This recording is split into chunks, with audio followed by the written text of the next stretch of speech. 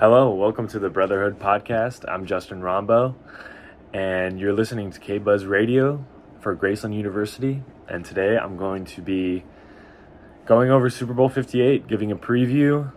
I'm recording this Friday, 4 o'clock. Big games in 2 days.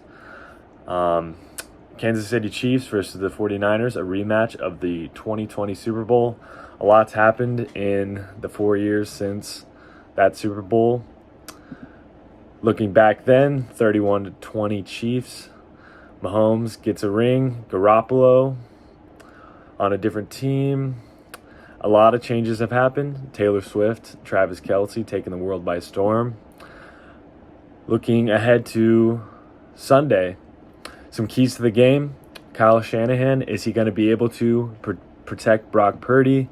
You know, Christian McCaffrey is going to do what he does, being able to contain him, Deebo Samuel, all the other pieces, George Kittle. Steve Spagnuolo is going to have his hands full. A history between the 49ers offense and Steve Spagnuolo. In the 2020 Super Bowl, as I mentioned, the Chiefs got the best of the 49ers. Yards per play, the 49ers were able to get 7.6 yards per play. Although in week 7 of the 2022 season, the Chiefs won that one as well. 44-23, the yards per play were cut by almost 2.5 yards at 5.1 yards per play for the 49ers. So that'll be a matchup that is really interesting to watch. Purdy, not as much experience as Mahomes. He took the world by storm last year, Mr. Irrelevant. Led the 49ers to the NFC Championship, and this year led them to the Super Bowl. Mahomes, obviously more experienced. That'll be an interesting matchup. Betting-wise, you never really want to bet against Mahomes.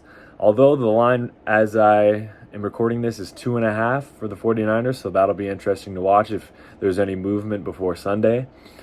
Another key to the game, San Francisco. Are they able to contain Mahomes?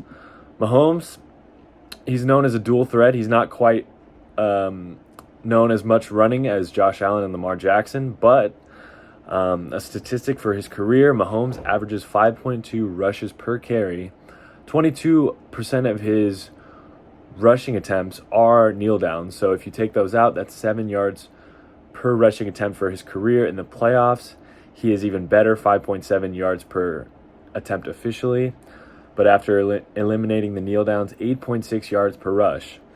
Now, speaking of rushing attempts and yards per carry, but the championship week, Chiefs-Ravens, the Chiefs didn't score in the second half, so it was just a defensive struggle. The Chiefs, if they are able to move the ball like the Lions did against the 49ers, that'll be a huge matchup to watch. Pacheco, Mahomes will get his legs involved. Looking at the conference championship for the AFC, the Chiefs only average 2.8 yards per carry, so that'll be interesting to watch just because if Pacheco can get going, 24 carries for 68 yards and a touchdown, if he can get his legs more involved, open up some holes for him. Looking at that matchup with the Chiefs offense and the 49ers defense, the Lions were able to gain 6.3 yards per carry. Montgomery, Gibbs, they were having a field day. Jameson Williams, that breakaway run, the Lions just starting out strong. If the Chiefs can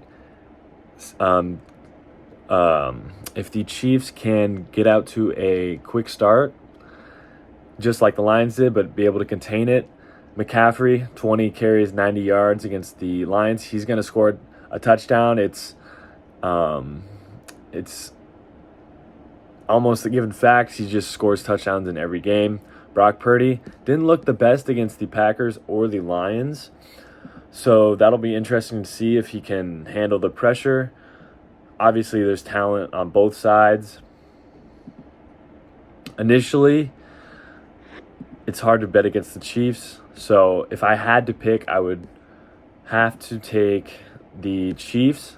As far as a score prediction, I'm leaning more towards not too high scoring a game.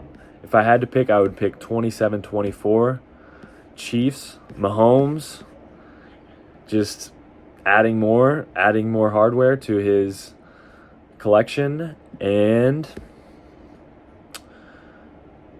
the spread has changed from 2.5 to 1.5 on ESPN. On different sites, it's different, so that'll be interesting to watch if it moves even more. And yeah, thanks for listening.